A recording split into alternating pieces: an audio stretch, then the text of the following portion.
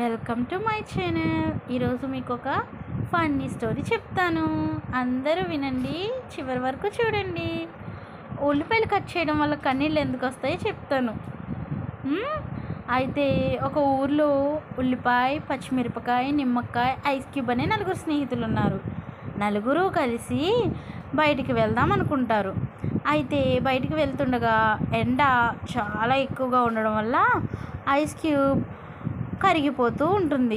Ice cube కరిగిపోవడం వల్ల అక్కడికక్కడే చనిపోతుంది. ఐస్ క్యూబ్ చనిపోయడం చూసి నిమ్మకాయ, పచ్చిమిరపకాయ, ఉల్లిపాయ ఏడుస్తూ ఉంటారు. తర్వాత వాళ్ళు బజ్జీల బండికి వెళ్తారు. ఐస్ క్యూబ్ చనిపోయిందని కాసేపు కుదుటపడతారని అక్కడికి వెళ్తారు.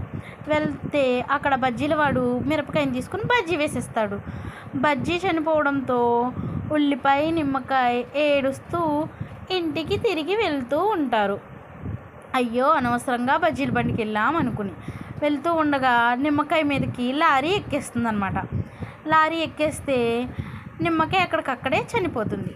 నిమ్మకాయ చనిపోవడం చూసి ఉల్లిపాయ ఏడుస్తూ ఇంటికి వెళ్తూ ఉంటుంది. వెళ్తూ ఉంటే దారిలో దేవుడు విగ్రహం కనిపిస్తుంది. విగ్రహం దగ్గర కూర్చుని ఏడుస్తూ దండం పెట్టుకుంటుంది. ఏమైంది నాయనా అని దేవుడు ప్రత్యక్షమవుతాడు. ఏమీ లేదు తండ్రి, నా స్నేహితుడు ఐస్ క్యూబ్ చనిపోతే నేను నిమ్మకాయ, మిరపకాయ ఏడ్చాము. నా స్నేహితుడు మిరపకాయ చనిపోతే నేను నిమ్మకాయ ఏడ్చాం. నిమ్మకాయ చనిపోతే నేను ఏడ్చాను. మరి నేను చనిపోతే ఎవరు ఏడుస్తారు అని అడుగుతాడంట. అప్పుడు వినాయకుడు బాధపడకు నాయనా, నిన్ను ఎవరైతే చంపేస్తారో, అంటే మనం కోస్తాం కదా, ఎవరైతే కోస్తారో వాళ్ళే ఏడుస్తారు అంటాడంట. అందుకే ఉల్లిపాయలు కోసినప్పుడు మనకు కన్నీళ్ళు వస్తాయి. ఆ మాట విని ఉల్లిపాయ సంతోషంగా ఇంటికి వెళ్ళిపోయింది. Thank you for watching. Like, comment, share, subscribe.